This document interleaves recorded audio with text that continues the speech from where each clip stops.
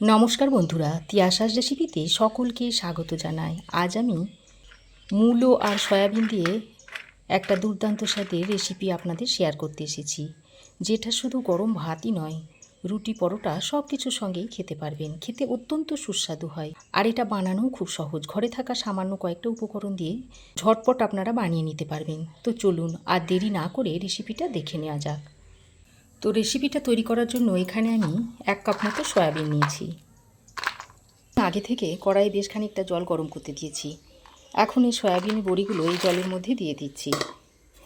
এবার এই সয়াবিনগুলোকে জলের সঙ্গে ভালো করে নেড়েচেড়ে মিশিয়ে 5 মিনিট মতো সেদ্ধ করে নিতে হবে। এবার এদিকে সয়াবিনগুলো সেদ্ধ হতে থাক আর আমি ততক্ষণে দেখুন এখানে আমি 3টে মূলো নিয়েছি। প্রথমে এই মূলোর খোসাগুলোকে ভালো করে ছাড়িয়ে নিতে হবে। এই শীতে বাজারে প্রচুর পরিমাণে মূলো পাওয়া যাচ্ছে। সাদা মূলো, লাল মূলো, যে কোনো রকমের মূলো পাওয়া যায় আর এই মূলো খেতে খুবই ভালো হয়। আর শীতকালে মূলো দিয়ে অনেক রকমের তরকারি তৈরি করে খাওয়া হয়। তো এখানে আমি লাল রঙের মূলোটা নিয়েছি। আপনারা সাদা, লাল যে কোনো মূলো দিয়ে রেসিপিটা তৈরি করে নিতে পারেন। সব মূলোর খোসাগুলোকে আমি ছাড়িয়ে নিয়েছি। এবার এই মূলোর সামনের দিক আর পিছন দিকটা কেটে নিচ্ছি। আর এগুলো ফেলবেন না, এগুলো কোনো পাঁচমিশালি সবজিতে দিয়ে দিতে পারবেন।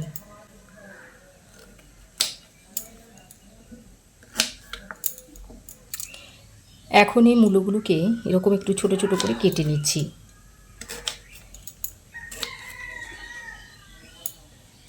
তারপর মূলোটাকে একটু এরকম টুকরো করে নিতে হবে। এভাবে আমি একটু লম্বা লম্বা করে মূলোগুলোকে কেটে নিচ্ছি। আর সব কটা মূলোকে এই একইভাবে লম্বা লম্বা করে কেটে নেব।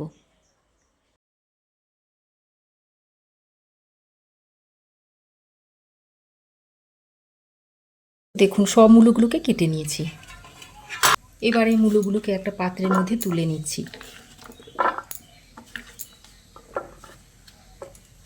এবার আমি 2টো মাঝারি সাইজের আলু নিয়েছি।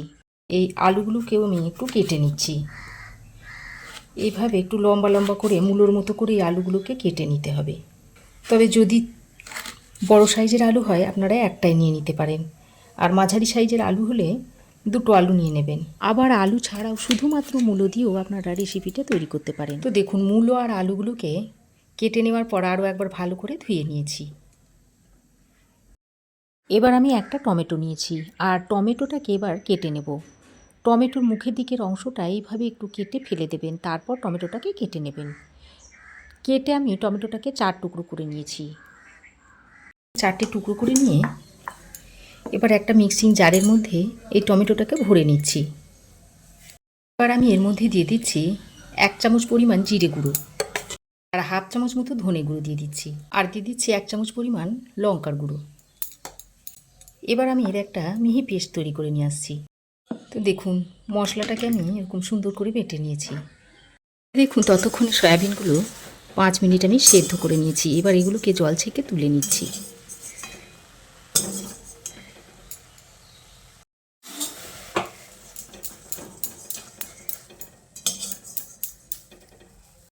এবার আমি গ্যাস অন করে একটা কড়াই গরম করে নিয়েছি। এবার গরম কড়াইয়ের মধ্যে দিয়ে দিচ্ছি সর্ষের তেল। রান্নাটা সর্ষের তেলে করলেই বেশি ভালো হবে, তবে আপনারা সাদা তেল দিয়েও করতে পারেন। এবার তেল ভালোভাবে গরম হয়ে এলে আলু আর মূলোটাকে একসঙ্গে দিয়ে দিচ্ছি।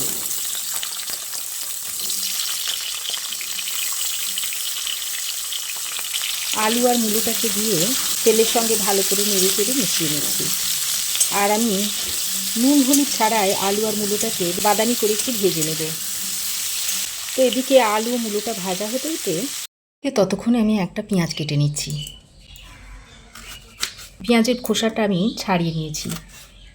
তারপর পেঁয়াজটাকে একটু ঝিরিঝিরি করে কেটে নিচ্ছি।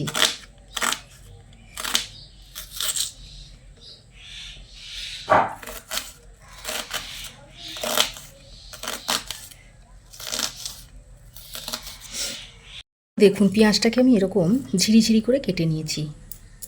এবার এই পেঁয়াজটাকে একটা পাত্রের মধ্যে তুলে নিচ্ছি। তো দেখুন আলু আর মূলোটাকে আমি এরকম হালকা বাদামি করে ভেজে নিয়েছি। এবার আমি আলু আর মুলোটাকে একটা পাত্রে তুলে নিচ্ছি। আর এর থেকে একটা সুন্দর গন্ধ ছড়াচ্ছে। মূলো আলু ভেজে তুলে নেওয়ার পর আরও সামান্য পরিমাণে একটু তেল দিয়ে দিচ্ছি। এবার এই গরম তেলের মধ্যে দিয়ে দিচ্ছি 1 চামচ পরিমাণ গোটা জিরে, আর দিয়ে দিচ্ছি একটা শুকনো লঙ্কা। তবে যে যেমন ঝাল খান সেই অনুযায়ী শুকনো লঙ্কাটা দিয়ে নেবেন। যদি ঝাল বেশি পছন্দ করেন আরও 2টো শুকনো লঙ্কা দিয়ে নিতে পারেন। তো জিরে আর শুকনো লঙ্কাটাকে দিয়ে আরও কিছুক্ষণ আমি ভেজে নিচ্ছি। তো ভেজে নেওয়ার পর এখানে আমি কুচিয়ে নেওয়া পেঁয়াজটা দিয়ে দিচ্ছি। এবার এই পর্যায়ে আমি তরকারির সমস্ত নুনটা এর মধ্যে দিয়ে দিচ্ছি। এই সময় নুনটা দিলে পেঁয়াজটা খুব তাড়াতাড়ি নরম হয়ে আসবে আর পেঁয়াজটা তাড়াতাড়ি ভাজাও হয়ে যাবে। তো দেখুন পেঁয়াজটা আমি হালকা বাদামি করে ভেজে নিয়েছি। এবার এই পর্যায়ে আমি আদা ও রসুনের পেস্ট দিয়ে দিচ্ছি 1 চামচ মতো। তবে আপনারা যারা নিরামিষভাবে খেতে চান শুধু আদাটা দেবেন, রসুনটা ছাড়া আদাটা দিয়ে দেবেন। তো আদা রসুনটা দিয়ে পেঁয়াজের সঙ্গে ভালো করে নেড়ে চেড়ে মিশিয়ে নিচ্ছি। তো আদা ও রসুনটা দিয়ে পেঁয়াজের সঙ্গে আরও কিছুক্ষণ ভেজে নিয়েছি। তারপর যে টমেটোটা বেটে নিয়েছিলাম সেটা এর মধ্যে দিয়ে দিচ্ছি।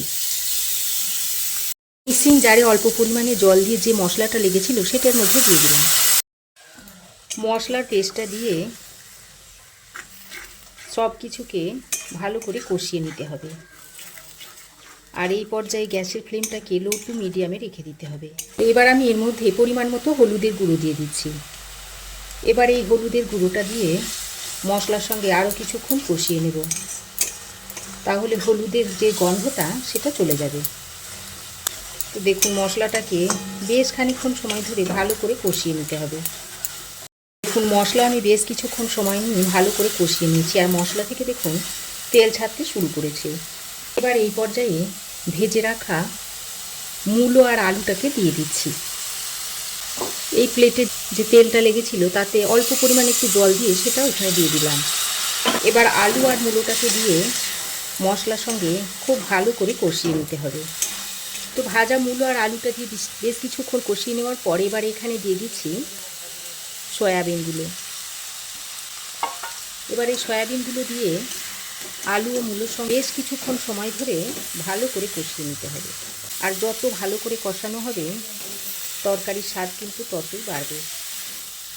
সয়াবিনের এমনিতেই কোনো স্বাদ হয় না, একে যা দিয়ে রান্না করবেন তার স্বাদটাই এর মধ্যে পাওয়া যাবে। তো দেখুন গ্যাসের ফ্লেমটাকে লো টু মিডিয়ামে করে আলু সয়াবিন আর মূলোটাকে মশলার সঙ্গে ভালো করে কষিয়ে নিয়েছি। এবার আমি এর মধ্যে পরিমাণ মতো জল দিয়ে দিচ্ছি। তবে যে যেমন ঝোল রাখতে চান সেই অনুযায়ী জলটা দিয়ে নেবেন। কেউ যদি একটু মাখো মাখো খেতে চান তাহলে জলটা অল্প করে দেবেন, আর একটু ঝোল রাখতে চাইলে একটু জলটা বেশি করে দেবেন। তো দেখুন আমি এখানে 2 বাটি মতো জল দিয়ে দিয়েছি। জলটা দিয়ে আবারও সব কিছুকে একসঙ্গে ভালো করে নেড়ে চেড়ে মিশিয়ে নিয়েছি। তারপর একটা ঢাকনা লাগিয়ে 6 থেকে 7 মিনিট মতো রান্না করে নিচ্ছি।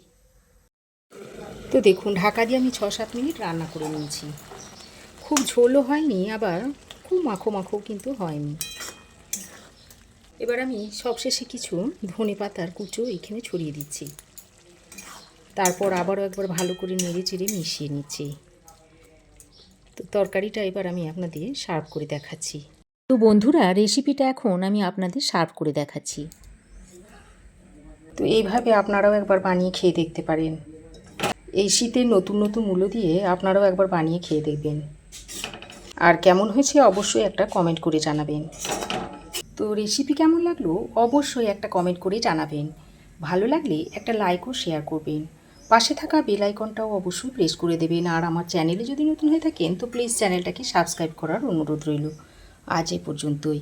আবার দেখা হবে নতুন কোনো রেসিপি নিয়ে নেক্সট এপিসোডে। সে পর্যন্ত ভালো থাকবেন, সুস্থ থাকবেন। ধন্যবাদ।